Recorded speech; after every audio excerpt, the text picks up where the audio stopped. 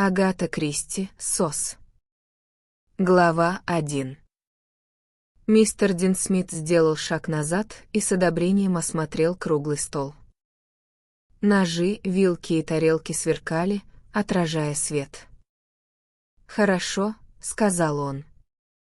«Все готово?» Задумчиво спросила миссис Дин Смит. Она была невысокой женщиной с бесцветным лицом и редкими волосами, собранными сзади в пучок. «Все готово», — отозвался ее муж, большой, широкоплечий человек с красным лицом. Его маленькие, часто моргающие глазки выглядывали из-под густых бровей. «А лимонад?» — почти шепотом спросила миссис Дин Смит. Но ее муж покачал головой, чай намного лучше. Посмотри на улицу, холод и дождь. Хорошая чашка горячего чая — вот что нужно в такой вечер. Он опять осмотрел стол. Я просил подать мне яйца, холодное мясо, хлеб и сыр. Сходи, мать, приготовь. Шарлотта уже на кухне. Миссис Дин Смит встала, заботливо сложила вязание. «Она выросла хорошей девушкой», — пробормотала она. «Я бы даже сказала, красивой». «Копия своей матери», — заметил мистер Дин Смит. «Иди, не трать времени». Он с минуту прохаживался по комнате, что-то мурлыкая под нос. Приблизившись к окну, он выглянул наружу. «Жуткая погода», — пробормотал он. «Немного будет желающих зайти к нам в гости». Он вышел из комнаты. Через 10 минут в дверях появилась миссис Дин Смит с подносом в руках, на котором лежали яйца. Остальные блюда следом за ней несли две ее дочери. Замыкали шествие мистер Дин Смит и его сын Джонни. Отец сел во главе стола. Интересно, кому пришло в голову построить дом так далеко от соседей? «На миле вокруг нас никто не живет», — сказала его дочь Магдалин. «Мы никогда никого не видим». «Да», — согласился мистер Дин Смит. «Ни одной души». «Я не представляю, папа, зачем ты купил его?»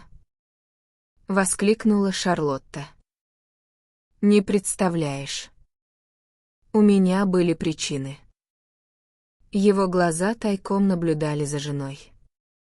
Она нахмурилась. «И кроме того, здесь есть привидение», — продолжала Шарлотта. «Я не могу здесь спать одна». «Ерунда», — сказал ее отец. «Ты разве кого-нибудь видела?» «Я не видела, но...» Шарлотта не ответила, но по ее телу пробежала дрожь. Шквал ветра с дождем обрушился на оконное стекло, миссис Дин Смит уронила чайную ложечку на поднос. «Что ты нервничаешь, мать?» — сказал мистер Дин Смит. «Просто ужасная ночь. Не беспокойся, здесь, возле огня, мы в безопасности. Никто нас не потревожит. Было бы чудом, если бы кому-то захотелось навестить нас». «Нет», — добавил он с каким-то особенным удовольствием, — «чудес не бывает». Едва он замолчал, в дверь неожиданно постучали. Мистер Дин Смит был ошарашен.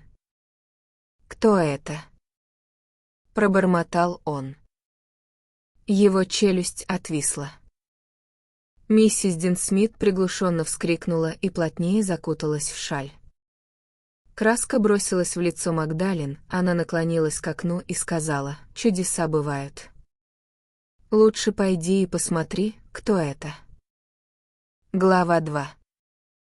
20 минутами раньше Мортимер Кливленд стоял под дождем и хмуро смотрел на свой автомобиль. Ему сегодня страшно не везло.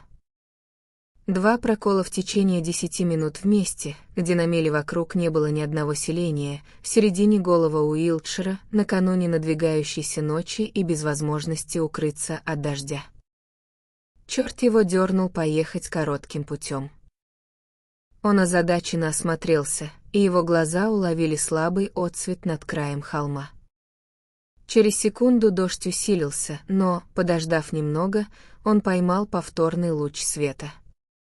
После минутного раздумья он оставил автомобиль и начал подниматься по склону холма. Вскоре сквозь пелену дождя он увидел освещенное окно небольшого дома. Здесь, по крайней мере, можно было найти укрытие. Мортимер Кливленд ускорил шаги, склонив голову навстречу бешеным порывам ветра и дождя, которые, казалось, хотели вернуть его назад. Кливленд был знаменит в своей области, хотя большинство людей не имели представления о его имени и роде деятельности. Он был авторитетом в психологической науке и написал 2 отличные книги о подсознании. Он являлся также членом психологического исследовательского общества и изучал оккультные науки в той степени, в какой они соответствовали его собственным умозаключениям и исследованиям.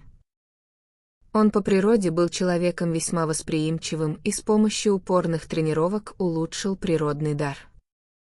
Когда он в конце концов подошел к коттеджу и постучал в дверь, то почувствовал внутреннее возбуждение.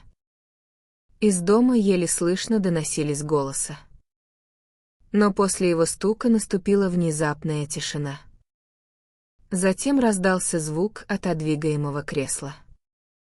Через несколько секунд дверь открыл мальчик лет 15. Кливленд через его плечо бросил взгляд в комнату. Глава 3. Кливленд проснулся рано. Он прошел мимо гостиной в сад. После дождя утро было свежим и прекрасным. В глубине сада, у ограды, стояла Шарлотта и смотрела в низину. Приблизившись к ней, он почувствовал, как быстро застучало его сердце. Внутренне он был убежден, что буквы написала Шарлотта. Она обернулась и пожелала ему доброго утра. Ее глаза были устремлены на него. «Хорошее утро», — улыбаясь, сказал Мортимер. «Сегодня погода сильно отличается от вчерашнего вечера». «Да». Мортимер отломал от ближайшего дерева ветку и начал медленно писать на сырой песчаной дорожке. Он вывел букву «С» и внимательно посмотрел на девушку. Но Шарлотта никак не реагировала. «Вы знаете, что обозначают эти буквы?» — спросил он.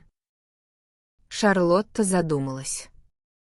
«Кажется, это сигнал о помощи, который посылают терпящие бедствия корабли», — ответила она.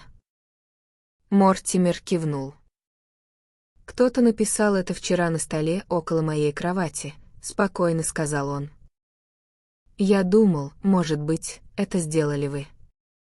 Она была сильно удивлена. «Я?» «А нет». Значит, он был неправ, острое разочарование пронзило его. Он был так уверен. Нечасто его обманывала интуиция. «Вы уверены?» Все же настаивал он. «Да, конечно». Они развернулись и медленно пошли к дому. Шарлотта была чем-то озабочена. Она невпопад отвечала на его замечания.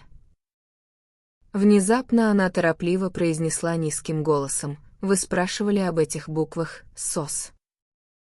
Конечно, я их не писала, но я могла это сделать». Он остановился и внимательно посмотрел на девушку. Она быстро продолжала: «Я знаю, это звучит глупо, но я испугана, очень испугана.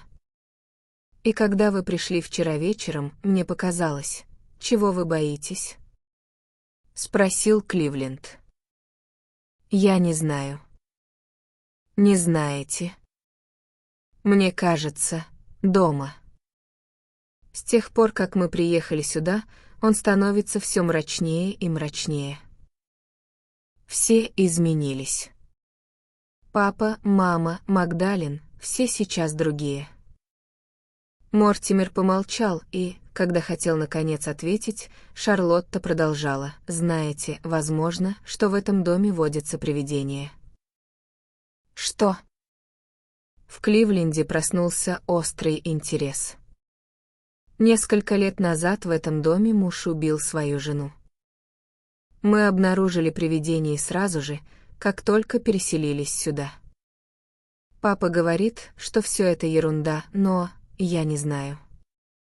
Мортимер быстро обдумал ситуацию. «Скажите», — безразличным голосом проговорил он, — «убийство произошло в той комнате, где я ночевал?» «Я ничего не знаю об убийстве», — сказала Шарлотта. «Интересно», — пробормотал Мортимер, — «да, это может быть». Шарлотта взглянула на него с непониманием. «Мисс Дин-Смит», — мягко сказал Кливленд. «Вы когда-нибудь думали, что вы медиум?» «Я?» «Я думаю, что именно вы написали вчера на столике «СОС», — тихо промолвил он. «Конечно, совершенно бессознательно. Так сказать, в воздухе висит преступление, в вас повторяются чувства и впечатления жертвы. Может быть, много лет назад она на столе написала «СОС», и вы вчера повторили ее действия». Лицо Шарлотты прояснилось. «Понимаю», — сказала она. «Вы думаете, это может служить объяснением?» Ее позвали из дома, и она ушла, оставив Мортимера на садовой дорожке. Был ли он удовлетворен своим собственным объяснением? Объясняло ли оно ту напряженность, которую он почувствовал, войдя в дом прошлым вечером? Может быть. Но все же у него было странное чувство, что его неожиданное появление вызвало ощущение, граничащее с ужасом. «Я не могу довольствоваться одним психологическим объяснением», — подумал он. «Мой приход сильно всех взволновал, всех, за исключением Джонни. В чем бы ни заключалось дело, Джонни ни при чем». Он был уверен в этом. Тем временем из дома вышел Джонни и приблизился к гостю. «Завтрак готов», — застенчиво сказал он. Мортимер заметил, что пальцы у парня были запачканы. Джонни перехватил его взгляд и улыбнулся. «Я постоянно вожусь с химикалиями», — пояснил он. «Отец злится на меня. Он хочет, чтобы я стал строителем, но мне нравится проводить химические исследования». В окне появился улыбающийся мистер Дин-Смит. При виде его Кливленд опять почувствовал недоверие и вражду. Миссис Дин-Смит уже сидела за столом. Она бесцветным голосом пожелала доброго утра, и Мортимер вновь подумал, что она по какой-то причине боится его.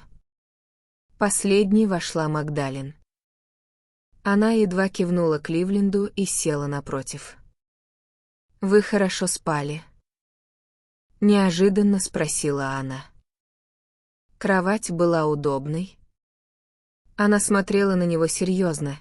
Когда Мортимер ответил утвердительно, он заметил в ее лице проблеск разочарования. Что она ожидала от него услышать? Он обратился к хозяину.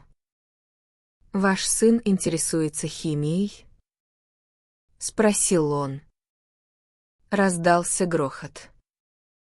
Миссис Дин-Смит выронила из рук чашку. «Мэгги, ну что же ты?» — воскликнул ее муж. Мортимеру показалось, что в его голосе было предостережение. Дин-Смит повернулся к нему и беззаботно начал говорить о преимуществах строительной специальности, о том, что детей нельзя предоставлять самим себе. После завтрака Кливленд вышел в сад и закурил. Наступило время покинуть коттедж. Приют ему предоставили только на одну ночь, и он не мог найти причины, чтобы продлить свое присутствие здесь. Ему не хотелось уезжать. Раздумывая над этим, Кливленд прогуливался по дорожке вокруг дома. Его обувь была на резиновой подошве и не издавала никакого шума. Он проходил под окнами кухни, когда неожиданно услышал слова Динсмида, тотчас привлекшие его внимание. «Это хороший кусок». Миссис Динсмит что-то ответила. Ее голос был слишком слабым, и Мортимер не смог разобрать слов, но Динсмит сказал: «Адвокат говорит, около 60 тысяч фунтов стерлингов». Мортимер не собирался подслушивать, но упоминание о деньгах прояснило ситуацию. Он замедлил шаги.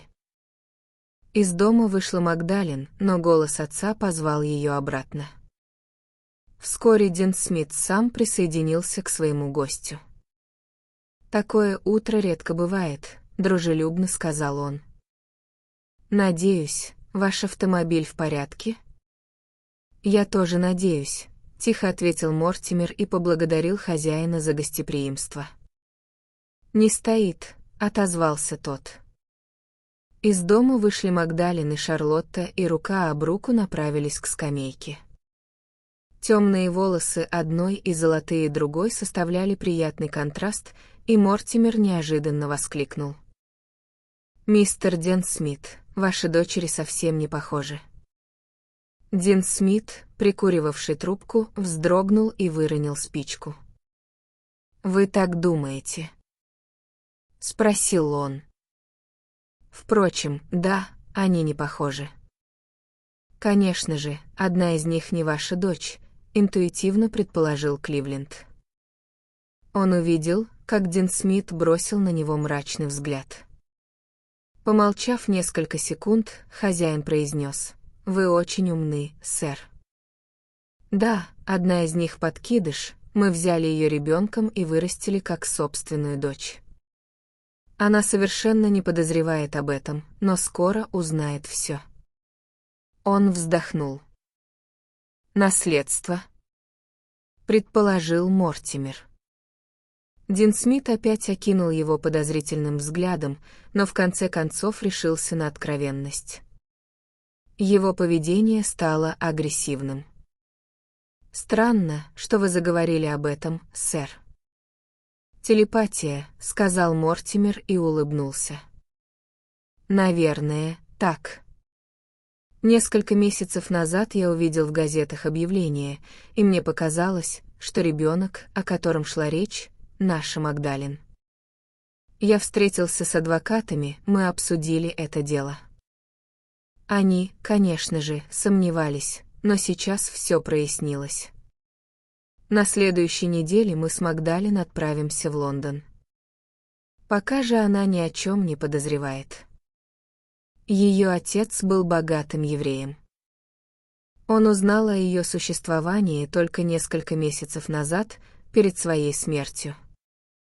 Он нанял агентов, чтобы найти свою дочь, и оставил ей все свои деньги. Мортимер слушал его с огромным интересом. Он не сомневался в правдивости рассказа мистера Динсмида. Это объясняло смуглость Магдалин. Тем не менее, что-то вызывало у Мортимера смутное чувство тревоги. Но Мортимер не собирался выставлять на показ свои подозрения. Ему пора было отправляться своим путем и оставить их в покое. «Очень интересная история, мистер Динсмит», — заметил он. «Я поздравляю мисс Магдалин. С таким наследством и красотой у нее прекрасное будущее». «Да, и, кроме того, она хорошая девушка, мистер Кливленд», — согласился Динсмит. В его голосе чувствовалось тепло. «Ну что же», — сказал Мортимер, — «мне пора идти». «Еще раз благодарю вас, мистер Динсмит, за гостеприимство». В сопровождении хозяина он вошел в дом попрощаться с миссис Динсмит. Она стояла у окна спиной к двери и не слышала, как они вошли. От звука голоса мужа она нервно вздрогнула, обернулась и уронила на пол какую-то вещь, которую держала в руках. Мортимер поднял ее и передал хозяйке.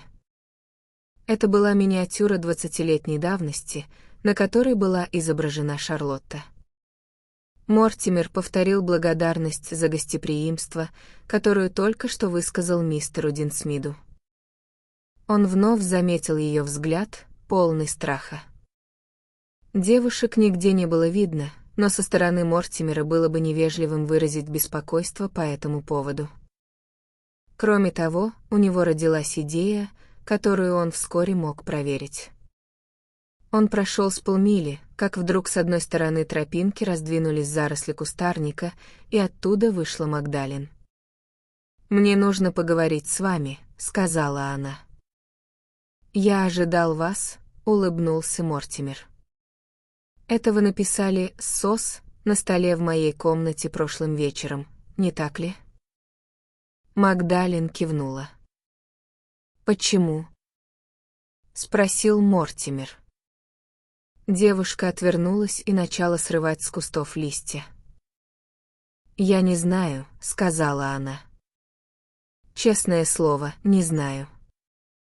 Расскажите мне, что случилось?» Магдалин перевела дыхание. «Я практичный человек», — начала она. «Я никогда ничего не выдумываю.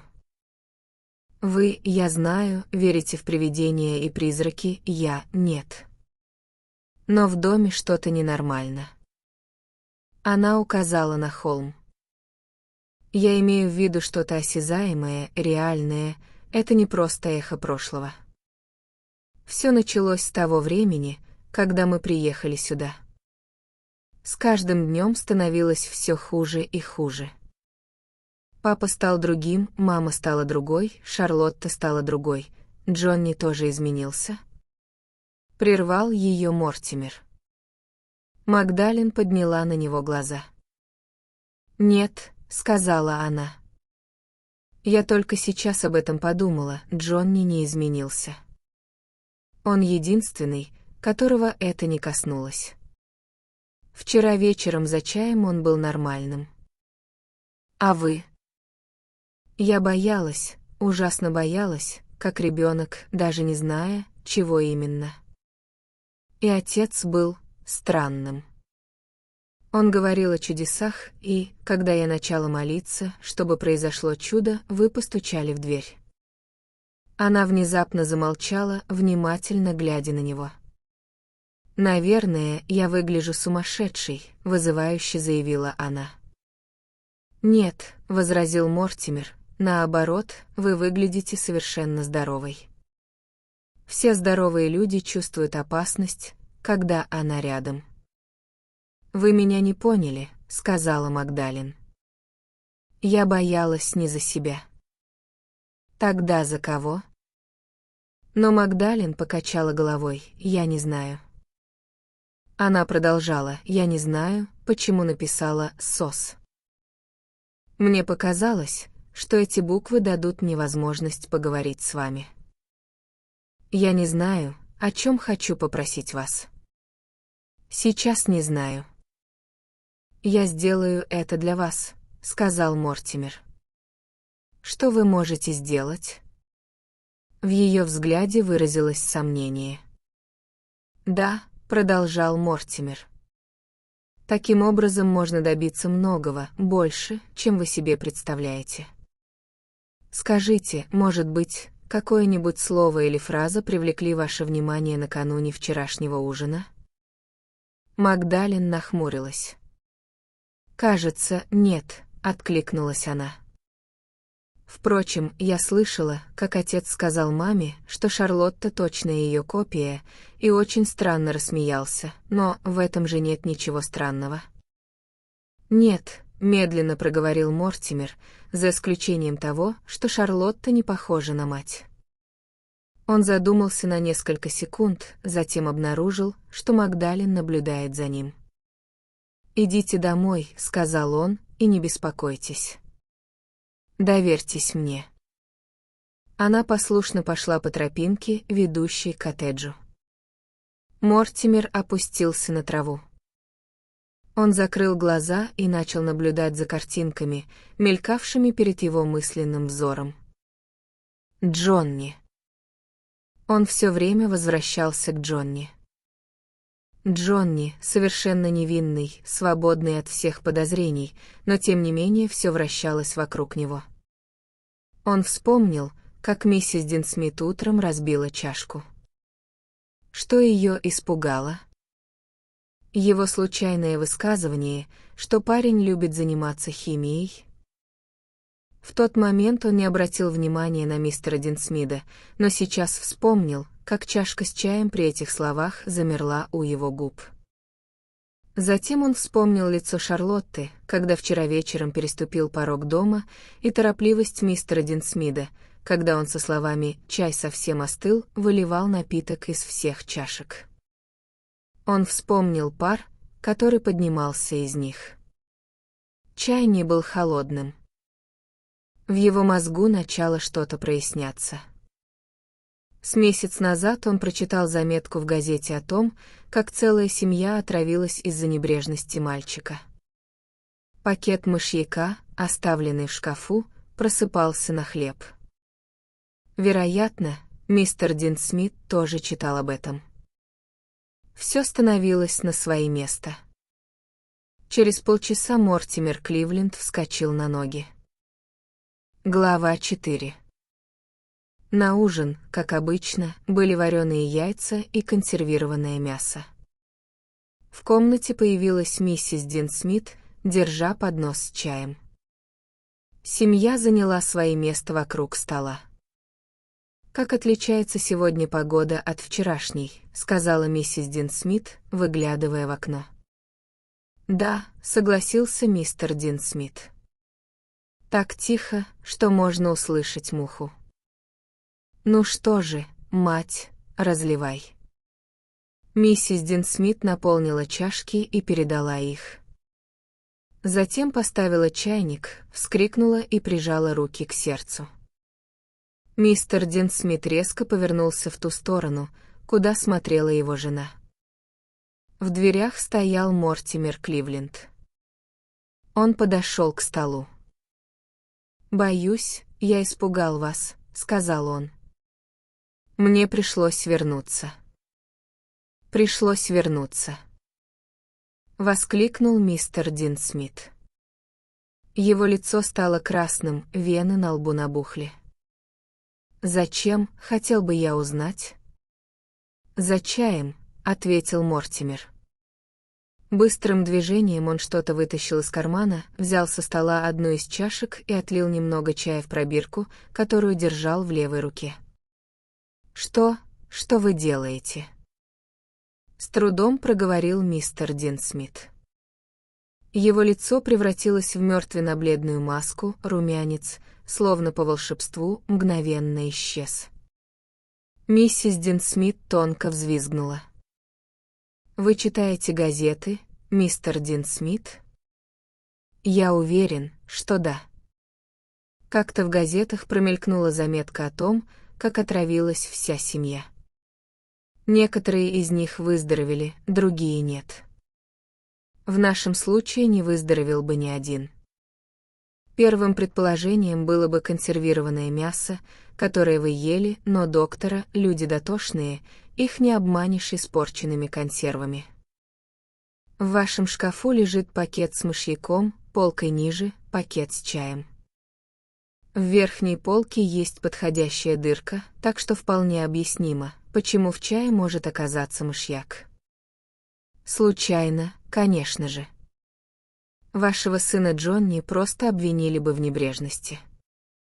Я не знаю, о чем вы говорите», — прохрипел Динсмит. «Знаете». Мортимер взял вторую чашку и заполнил другую пробирку. Он приклеил красную этикетку на одну пробирку и голубую — на другую. «В одной, с красной этикеткой, находится чай вашей дочери Шарлотты», — сказал он, в другой — чай Магдалин. «Я готов поклясться, что в первой мы обнаружим в 4-5 раз больше мышьяка, чем во второй». «Вы сошли с ума», — сказал Динсмит. «А нет».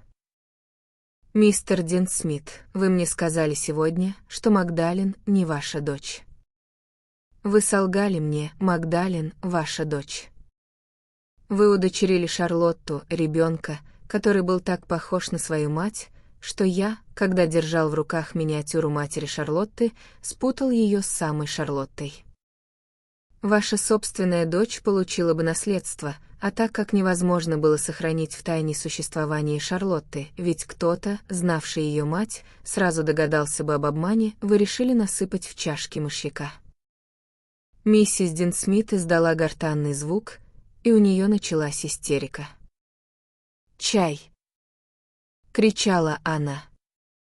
Вот почему он сказал чай, не лимонад. «Закрой рот!» — угрожающе прорычал ее муж. Мортимер заметил, что Шарлотта смотрела на него широко раскрытыми, полными удивления глазами. Затем он почувствовал на своей руке другую руку. Это была Магдалин. Она показала на пробирке: «Мистер Кливленд, вы не можете». Мортимер положил руку ей на плечо. «Дорогая», — сказал он, — «вы не верите в прошлое.